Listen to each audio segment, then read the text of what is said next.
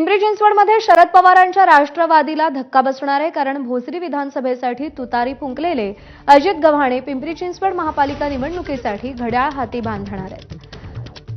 स्वार्थासाठी निघालेल्या गव्हाणेंची आम्ही हकालपट्टी केली असा दावा शरद पवारांच्या राष्ट्रवादीनं केलाय. आपल्यासोबत शरद पवार गटाचे पिंपरी चिंचवड शहराध्यक्ष तुषार कामटे आहेत. काय नेमकं झालं, ते पलीकडच्या गटात गेले परत? अजित भाऊ गव्हाणे हे विधानसभेला जसा आमच्याकडे प्रवेश केला होता ते मनाने किंवा फिजिकली आमच्याकडे नव्हते. ते फक्त डॉक्युमेंट्सली आमच्याकडे आले होते, एबी फॉर्म घेण्यासाठी आले होते. त्यांना फक्त निवडणूक लढायचा हा त्यांचा हेतू होता, म्हणून ते पक्षात आले होते. त्यांची निष्ठा वगैरे काही नव्हती. ते कुठल्याच कार्यक्रमाला किंवा कुठल्या आमच्या पक्षाच्या कार्यालयात कधीच आले नव्हते.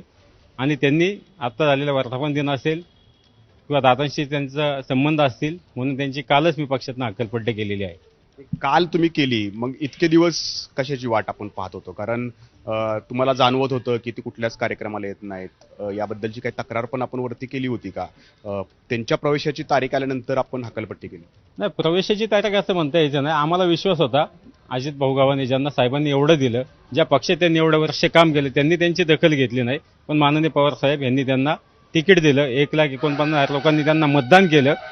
ती भोसरी विधानसभेमध्ये माननीय अमोलजी कोल्हे हे खासदारकीच्या इलेक्शनला उभे असतानाही 1,19,000 मतदान आम्हाला झालं. म्हणजे आमच्या पक्षाचं मतदान तिथे 1,20,000 मतदान कन्फर्म आहे.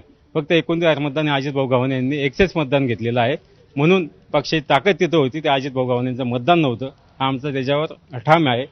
एवढ्या दिवसात अजित भाऊ यांच्यावर ॲक्शन न घेण्याचं कारण आम्हाला तसं निदर्शनास येत होतं, पण आमच्या हातामध्ये पुरावे नव्हते.